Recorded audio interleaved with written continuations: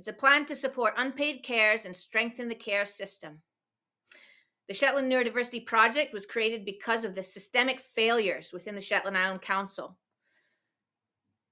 specifically towards unpaid carers like me and the disabled people we're caring for.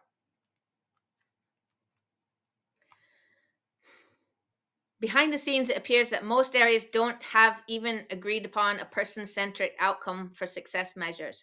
In the papers, it literally says asset-based. And then it tries to say that asset-based is person-centered, which is incorrect. Get it right.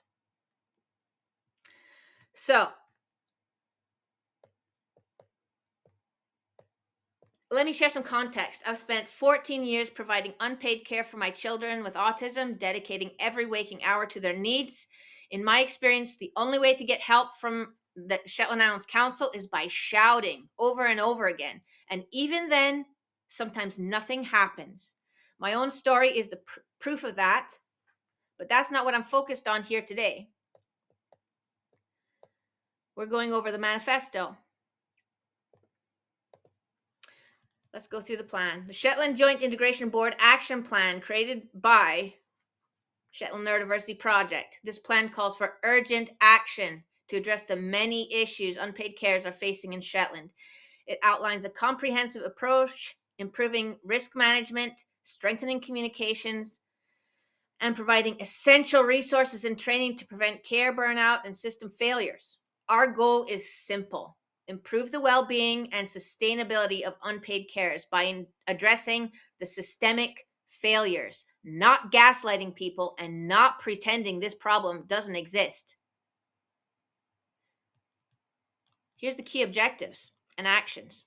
Number 1, enhance training for professionals. Number 2, incorporating lived experience into training.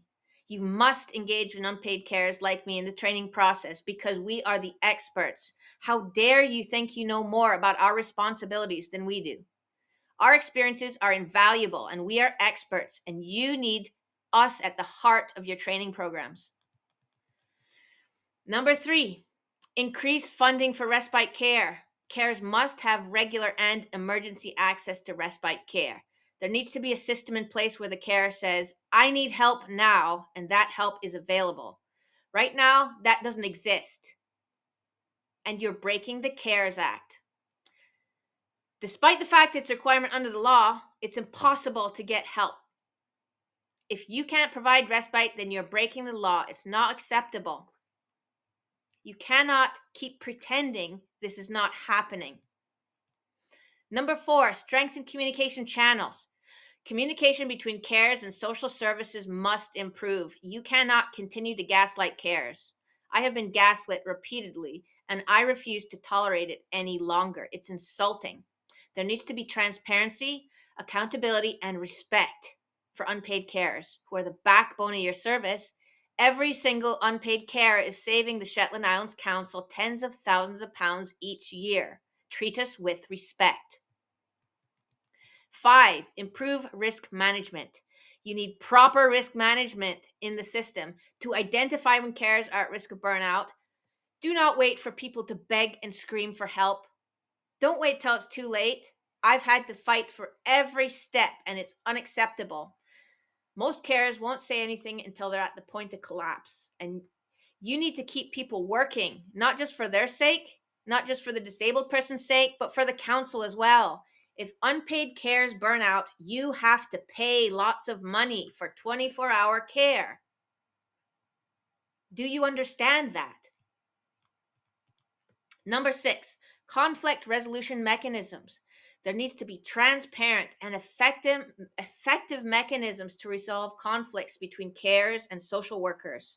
Carers should not be bullied, gaslit, or ignored. There needs to be an independent office that handles complaints outside the usual channels because of cronyism and people trying to cover up each other's mistakes. It's a broken system. It's wrong.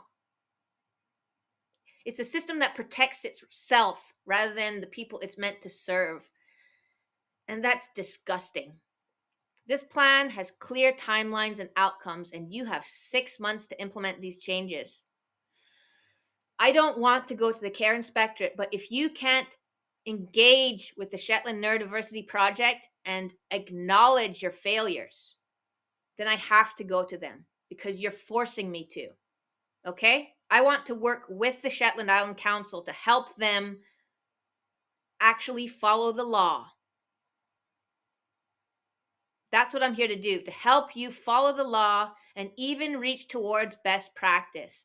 I'm an expert in what that is, and I can help you deliver it if you work with me.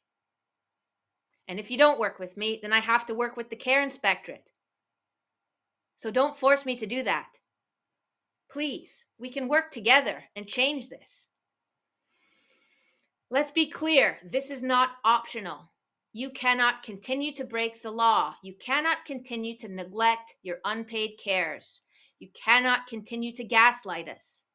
The Shetland Neurodiversity Project is here to make sure that you follow the CARES Act and strive for best practice, because we are done shouting and begging for basic rights that should have been honored in the first place.